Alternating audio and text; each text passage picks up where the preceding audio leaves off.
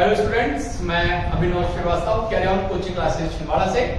तो हम बात कर रहे हैं chapter 2 reproduction in flowering plants के बारे में। और अभी तक हम पहुंच चुके हैं पोलन ग्रेन्स टॉपिक पर, परागकण पर। ये लेक्चर बहुत इंपॉर्टेंट है क्योंकि इस लेक्चर में मैं आप लोगों को पूरे परागकणों से संबंधित जितने क्वेश्चन आते हैं या आ सकते हैं, और वो भी स्पेशली जो एनसीईआरटी में दिए हैं वो पूरे मैं कवर करूंगा। तो इसलिए इस वीडियो को बहुत ध्यान से देखें और पूरा देखें। आप सभी से अनुरोध है कि पूरे वीडियो को पूरा देखें ताकि आप लोगों को शुरू से लेकर आखिर तक चीजें जो लिंक होती है वो अच्छे से समझ में आएगी। तो हम स्टार्ट करते हैं पोलन ग्रेन्स के बारे में। तो पोलन ग्रेन की संरचना में आपको पहले बता चुका हूं, एक बार जल्दी से देख लेते हैं कि बाहर का स्तर एक्साइन होता है, अंदर का स्तर इंटाइन होता है, बीच में केंद्रक पाया जाता है, इसके अंदर कोशिका द्रव्य भरा हुआ होता है। ये संरचना डिटेल में मैंने इसके पहले वाले लेक्चर में आपको बता चुका हूं। अब अगली बात करते हैं पोलन ग्रेन के बारे में। तो पोलन ग्रेन जो होते हैं बेटा, इसमें दो सेल प्रेजेंट होती है। Actually it contains 2 cells. आप बोल सकते हैं कि इसमें दो कोशिकाएं जो होती है वो पाई जाती है। ध्यान से सुनिएगा। पहली कोशिका जो होती है वो कहलाती है वेजिटेटिव सेल। क्या कहलाती है? Vegetative cell. और दूसरी जो होती है that is called as generative cell. दूसरी क्या कहलाती है? Generative cell. हिंदी में इससे आप लोग कहते हैं कायिक कोशिका, और इसे आप लोग हिंदी में कहते हैं जनन कोशिका। देखो यहां पर आपको एक केंद्रक दिखाई दे रहा है, यानी ये सिंगल है। यदि इसी को मैं चेंज कर दूं, ध्यान से देखना कि इस केंद्रक में यदि मैं डिवीजन कर देता हूं और इसके डिवीजन के बाद यदि यहां पर मैं दो नए न्यूक्लियस बना देता हूं, तो ये दोनों नए न्यूक्लियस दो नई सेल को रिप्रेजेंट करते हैं। और ध्यान से सुनना कि अब ये जो न्यूक्लियस डिवाइड हो गए थे, इन्होंने दो सेल को बना लिया है।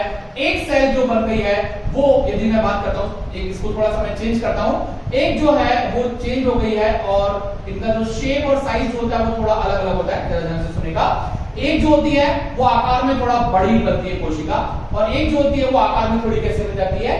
छोटी बनती है। और स्पेशली यदि हम बात करते हैं उसका शेप जो होता है वो थोड़ा सा अलग हो जाता है। तो दो यहां पर आपको अलग अलग दिख रहे हैं। एक ये जो आकार में बड़ी बनी, ये कहलाती है वेजिटेटिव सेल। ये क्या कहलाती है?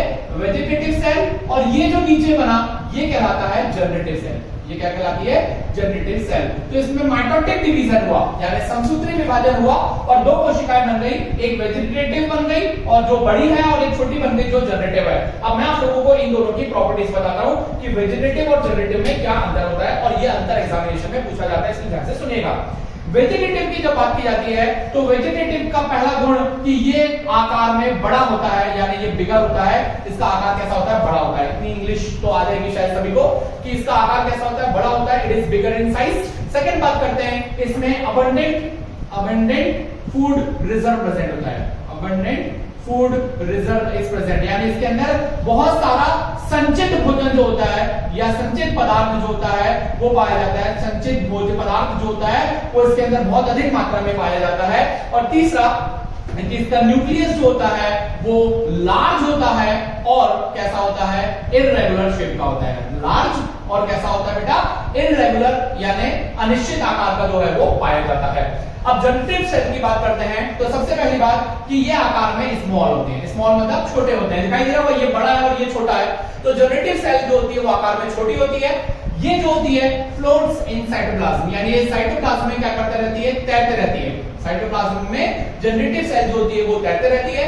इसके अलावा इसका जो न्यूक्लियस होता है वो स्पिंडल शेप्ड होता है। स्पिंडल शेप्ड न्यूक्लियस होता है। इसमें क्या प्रेजेंट होता है? स्पिंडल शेप क्या प्रेजेंट होता है? न्यूक्लियस मैंने वो अलग से बना के दिखा दिया है। स्पिंडल शेप्ड न्यूक्लियस होता है। चलो इसको मैं कवर कर देता हूं ताकि आप लोगों को समझ में आ जाएगा। स्पिंडल शेप्ड न्यूक्लियस, इस टाइप से ये न्यूक्लियस पाया जाता है। इसका न्यूक्लियस जैसा बड़ा होता है। स्पिंडल शेप्ड न्यूक्लियस जो है वो पाया जाता है। उसके अलावा यदि हम बात करते हैं कि इसमें डेंस साइटोप्लाज्म प्रेजेंट होता है। क्या प्रेजेंट होता है? डेंस साइटोप्लाज्म, यानी इसका साइटोप्लाज्म जो होता है उसका घनत्व जो होता है वो बहुत अधिक मात्रा में पाया जाता है। तो दोनों बातें समझ में आ गई कि जब परागकण बने थे तो केवल एक केंद्रक था, एक न्यूक्लियस था, उसमें विभाजन हुआ और दो नई कोशिका बन गई। एक बन गई जनरेटिव यानी कायिक सेल, और एक बन गई जनरेटिव यानी जनन सेल, और दूसरी बन गई वेजिटेटिव यानी कायिक सेल। और दोनों में अंतर मैंने यहाँ पर आप लोगों को एक्सप्लेन कर दिया। ठीक, अब अगली हम इंपॉर्टेंट बात करते हैं कि इसके बाद हमें और पोलन ग्रेन के बारे में क्या समझना है। तो पोलन ग्रेन की बात जो आती है, ध्यान से सुनिएगा कि 60% एंजियोस्पर्म्स जो होते हैं, बहुत ध्यान से सुनिएगा बेटा, 60% एंजियोस्पर्म्स जो होते हैं, 60% एंजियोस्पर्म्स जो होते हैं जनरली जब वो शेड करते हैं, शेड मतलब जब वो स्फुटन करके बाहर निकलकर स्टिग्मा पर जाते हैं तो वो 2 सेल स्टेज पर होते हैं। कितनी स्टेज पर होते हैं? 2 सेल्ड स्टेज, यानी ज्यादातर 60% एंजियोस्पर्म्स में जनरेटिव और वेजिटेटिव सेल जो होती है वो ही पाई जाती है, और इसी अवस्था में वो क्या करते हैं? स्टिग्मा के ऊपर विकसित होते हैं या स्टिग्मा के ऊपर स्टिक होते हैं, चिपकते हैं। इसके अलावा यदि हम बात करते हैं कि बाकी बचे हुए जो होते हैं उनकी खास बात ये होती है कि बाकी बचे हुए जो एंजियोस्पर्म्स होते हैं उनमें जनरली रिमेनिंग जो होते हैं उनमें जनरली कितना पाया जाता है? तो जो रिमेनिंग होता है उसमें 3 सेल स्टेज जो है वो पाई जाती है। क्या पाई जाती है? 3 सेल स्टेज जो है वो पाई जाती है। ठीक, अगली इंपॉर्टेंट बात करते हैं वो 3 सेल स्टेज कैसी हो जाती है? तो पोलन ग्रेन के शेडिंग होने से पहले उनमें माइटोटिक डिवीजन हो जाता है, और 3 सेल कैसी होती है? ध्यान से सुनना बेटा, इसमें क्या है? 2 सेल स्टेज में एक वेजिटेटिव सेल है और एक क्या है? जनरेटिव सेल है, यानी इकाई कोशिका एक जनन कोशिका। 3 सेल स्टेज में एक वेजिटेटिव सेल तो होती है, पर जो जनरेटिव सेल थी वो विभाजित हो जाती है और वो 2 मेल गैमेट का फॉर्मेशन कर लेती है, यानी 2 नर युग्मकों का निर्माण कर लेती है। तो याद रखिए कि 60% एंजियोस्पर्म्स जो होते हैं वो 2 सेल स्टेज में, यानी 1 वेजिटेटिव 1 जनरेटिव सेल की स्टेज में क्या करते हैं? वो शेड करते हैं, जबकि रिमेनिंग जो होते हैं उसमें 3 सेल स्टेज यानी एक वेजिटेटिव न्यूक्लियस या सेल और 2 मेल गैमेट क्या करते हैं? शेडिंग करते हैं। तो ये बात आप लोगों को याद रखनी है। ठीक, अगली महत्वपूर्ण बात आती है, अब मेरी बात बहुत ध्यान से सुनेगा, कि पोलन ग्रेन जो होते हैं ज्यादातर जो बहुत सारे प्रजातियों के जो पोलन ग्रेन यानी परागकण होते हैं उनमें ये क्षमता पाई जाती है कि वो मनुष्यों में और जीवों में एलर्जी और ब्रोंकाइटिस और जो क्रोनिक रेस्पिरेटरी डिसऑर्डर्स हैं वो कॉज करते हैं। कहने का मतलब ये होता है, एलर्जी तो सभी लोग जानते हैं, ब्रोंकाइटिस भी सभी लोगों ने सुना होगा, और जो क्रोनिक रेस्पिरेटरी डिसऑर्डर्स होते हैं यानी श्वसन संबंधित जो बहुत हानिकारक बीमारियां होती है उसको उत्पन्न करते हैं, जैसे अस्थमा हो गया, ब्रोंकाइटिस हो गया, इस टाइप की बीमारी जो होती है वो उत्पन्न करते हैं। हम यदि बात करते हैं कि इंडिया में कैसे और कौन सी घास से या कौन से पौधे से ज्यादातर होता है, तो आपके एनसीईआरटी में एग्जांपल दिया हुआ है पार्थिनियम। पार्थिनियम जिसको आप लोग सामान्य रूप से गाजर घास या कैरोट ग्रास बोला जाता है, उसके द्वारा, उसके परागकणों के द्वारा सबसे ज्यादा एलर्जी जो है वो की जाती है। देखा होगा जनरली जहां पर कुछ बहुत ह्यूमन नहीं रहता है या जहां पर ऐसी ज्यादा एक्टिविटीज नहीं होती, ह्यूमन एक्टिविटीज या एनिमल एक्टिविटीज, वहां पर हरे हरे कलर की जो गाजर घास उग जाती है उसके परागकणों के द्वारा एलर्जी की जाती है। ये तो बात हो गई हानिकारक प्रभाव। अब पोलन ग्रेन के फायदे की बात करते हैं। तो पोलन ग्रेन जो होते हैं they are rich in nutrients, यानी ये खास बात ये होती है कि ये जो होते हैं न्यूट्रिएंट्स यानी पोषक पदार्थों में भी बहुत ज्यादा मात्रा में, यानी इनमें पोषक पदार्थ जो होते हैं वो अधिक मात्रा में पाए जाते हैं। तो बहुत सारे देशों में इस पोलन ग्रेन को यानी परागकणों को एज अ फूड सप्लीमेंट यानी भोजन आहार की तरह क्या किया जाता है? प्रयोग में लाया जाता है। ज्यादातर जो वेस्टर्न कंट्रीज होती हैं वहां पर इनका प्रयोग जो है वो टैबलेट्स के फॉर्म में, साइरप्स के फॉर्म में भी किया जाता है। मुख्य रूप से यदि हम बात करते हैं कि ज्यादातर वर्तमान समय में पोलन जो कंजम्पशन है यानी पोलन ग्रेन्स का कंजम्पशन बहुत ज्यादा बढ़ गया है, क्योंकि ऐसा माना गया है कि जो एथलीट्स होते हैं यानी जो खिलाड़ी होते हैं एथलीट्स और जो रेस में दौड़ने वाले घोड़े जो रहते हैं उनको जब बीज की जगह पर यदि डायरेक्टली पोलन ग्रेन्स, आप लोग जानते हैं एथलीट्स और जो ज्यादातर रेस में दौड़ने वाले घोड़े होते हैं उनको बहुत सारे स्प्राउट्स और जो बहुत सारे बीज हैं वो डायरेक्टली दिए जाते हैं ताकि उनकी मांसपेशियों की क्षमता और उनकी जो कार्यशैली है या उनकी एफिशिएंसी जो है वो बढ़ जाए। तो ऐसा माना जाता है कि बीज की बजाय पोलन ग्रेन में ज्यादा एफिशिएंसी होती है, इसलिए एथलीट्स और रेस के हॉर्सेस को ये दिया जाने लगा है। अब अगली इंपॉर्टेंट बात करते हैं कि पोलन ग्रेन्स में पाई जाती है वायबिलिटी। वायबिलिटी का मतलब क्या होता है? ध्यान से सुनना बेटा।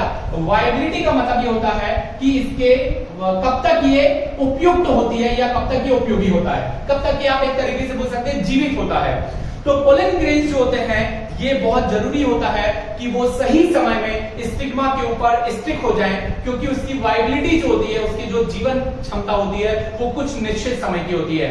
वो निश्चित समय की होती है, जैसे यदि हम बात करते हैं कुछ सीरियल्स जैसे राइस और व्हीट यानी चावल और जो गेहूं होते हैं उसके परागकणों की वायबिलिटी केवल 30 मिनट की होती है, यानी परागकण जो होते हैं वो केवल 30 मिनट के अंदर एंथर से निकलकर स्टिग्मा के ऊपर चले जाना चाहिए, और यदि 30 मिनट के अंदर परागकणों को स्टिग्मा नहीं मिला तो परागकण क्या हो जाएंगे? नष्ट हो जाएंगे। इसके अलावा यदि हम बात करते हैं कुछ मेंबर्स होते हैं रोजेसी, लेग्यूमिनेसी, सोलेनेसी फैमिलीज के कुछ मेंबर्स होते हैं जिनकी वायबिलिटी जो होती है वो कई महीनों की होती है। इसके अलावा यदि हम बात करते हैं कि पोलन ग्रेन, अभी मैंने आपको बताया कि इसकी जो एग्जाइम वॉल होती है वो इसको बहुत ज्यादा रेजिस्टेंस यानी प्रतिरोधी बनाती है, इसलिए इनका क्या किया जाता है, इन्हें कई सालों तक क्या किया जा सकता है, प्रिजर्व किया जा सकता है, यानी इनका प्रिजर्वेशन बहुत आसानी से किया जा सकता है। और प्रिजर्वेशन जो इनका किया जाता है वो किया जाता है लिक्विड नाइट्रोजन में। लिक्विड नाइट्रोजन जो होता है इसका भी प्रभाव पोलन ग्रेन के ऊपर नहीं होता है, क्योंकि इसमें टेम्परेचर होता है 196 degree Celsius. 190 degree -196 degree Celsius इतने कम तापमान पर भी पोलन ग्रेन की संरचना में कोई प्रभाव नहीं पड़ता है। क्यों? क्योंकि उसमें एग्जाइम यानी स्पोरोपोलेनिन का बना हुआ बाह्य आवरण है जो उसको इतने कम तापमान पर भी सुरक्षा प्रदान कर रहा है, और इसे ही क्रायो प्रिजर्वेशन के नाम से भी जाना जाता है। तो याद रखिएगा कि जो क्रॉप ब्रीडिंग प्रोग्राम होते हैं, क्रॉप ब्रीडिंग प्रोग्राम में क्या किया जाता है, क्रॉप ब्रीडिंग प्रोग्राम में प्रिजर्व किया जाता है, संरक्षित किया जाता है किसको, परागकणों को। और संरक्षित करने के लिए यदि हम बात करते हैं तो किस विधि का प्रयोग किया जाता है, क्रायो प्रिजर्वेशन का, जिसमें उन्हें -196 डिग्री सेल्सियस पर संरक्षित किया जाता है। तो बेटा ये सब बातें थी किससे संबंधित, ये सब बातें थी परागकणों से संबंधित बातें, उसकी एलर्जी, उसके लाभ, उसके हानिकारक नुकसान, उसका संरक्षण, उसका स्ट्रक्चर, सभी चीजें मैंने आप लोगों को इस लेक्चर में बता दिया है। आपसे फिर निवेदन करूंगा, हमारे इस चैनल को लाइक करें, शेयर करें, सब्सक्राइब करें और कमेंट्स बॉक्स में अपने कमेंट्स जरूर दें। और आपको यदि और भी वीडियोस यदि बायोलॉजी से संबंधित किसी टॉपिक के चाहिए तो आप वो कमेंट्स बॉक्स में लिख सकते हैं, और वीडियोस को अधिक से अधिक शेयर करें। धन्यवाद।